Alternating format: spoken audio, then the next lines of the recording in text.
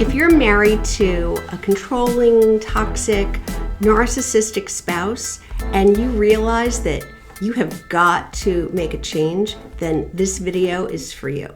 I'm Victoria McCooey. I'm a narcissist divorce coach, a motivational speaker, and the creator of the Reclaim Your Power system. I help people every day who are right where you are, stuck in a toxic marriage to a narcissistic spouse, or already engaged in a contentious divorce from one.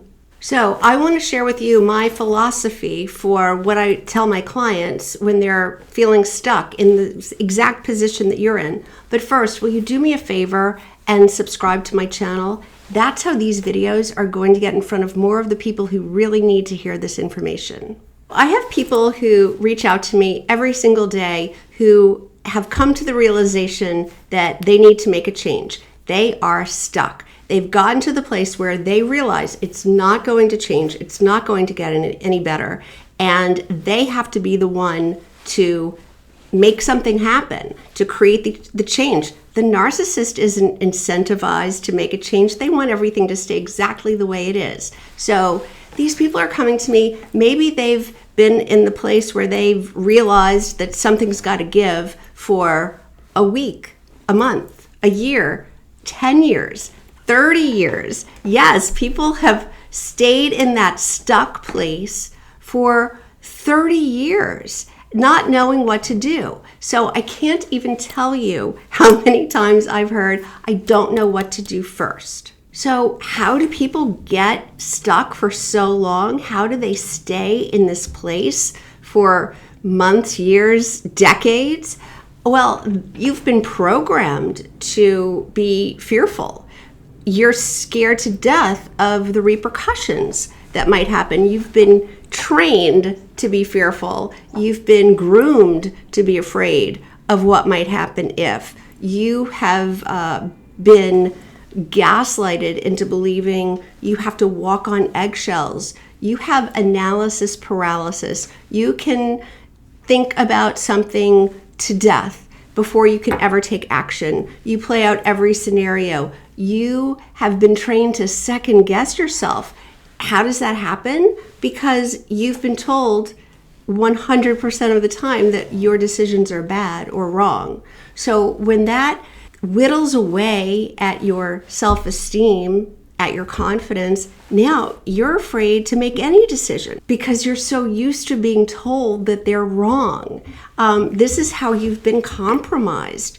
Your self-esteem has just been eroded from years, decades, however long of being in this toxic relationship where over time it's gotten to the point where you can't do anything right. Everything is your fault.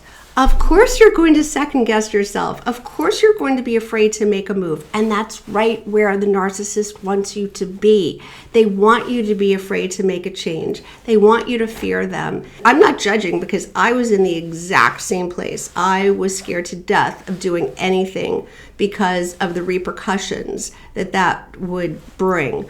But now that I'm on the other side looking at somebody else's relationship, knowing that I had been in that same place, the narcissist is so small, but they have to present themselves as huge. So it's all a persona that they're portraying. It's not real. It's completely fake. They're really very insecure and small and scared, but they have to make you think they're big and scary. I couldn't see it when I was there either, but you're scared of something that doesn't really even exist. Okay, so you're asking, what's the answer? What do I do first? I had a client just yesterday talking about how she doesn't know what to do first. She just needs somebody to tell her how to make that first step. She's paralyzed.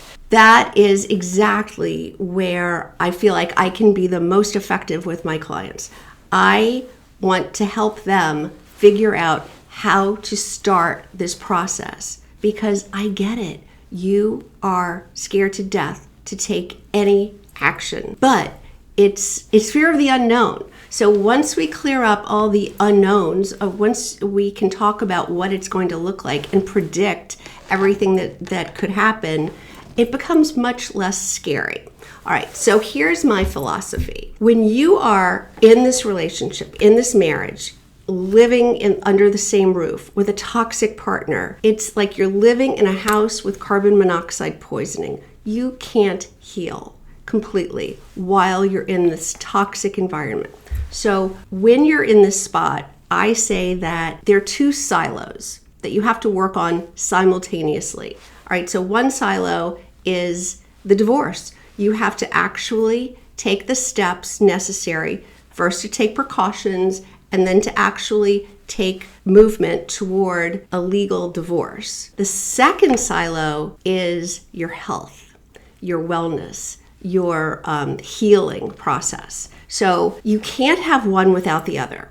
You can't make it all the way through a long, contentious divorce from a narcissistic spouse without doing some healing and getting your stamina and your physical energy, your mental health, your emotional well-being, all those things in place, because you'll get sabotaged. They'll demolish you. You won't have the strength to get through it. So you have to do some healing. You have to do that work. But you can't wait until you're completely healed or completely well in all those areas to start a divorce process, because you don't know how long that will be. And it's a journey. You're always evolving. You're always getting stronger.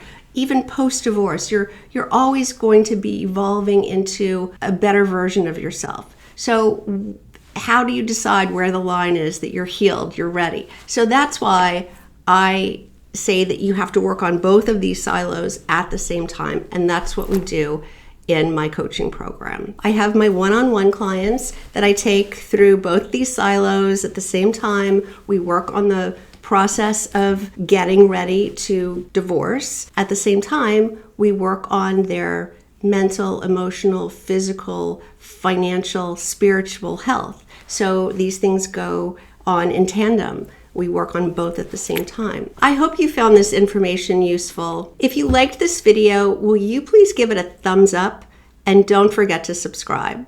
Thanks so much for watching. I've linked a couple of other videos here that I think you might also like, so I hope I see you in the next video.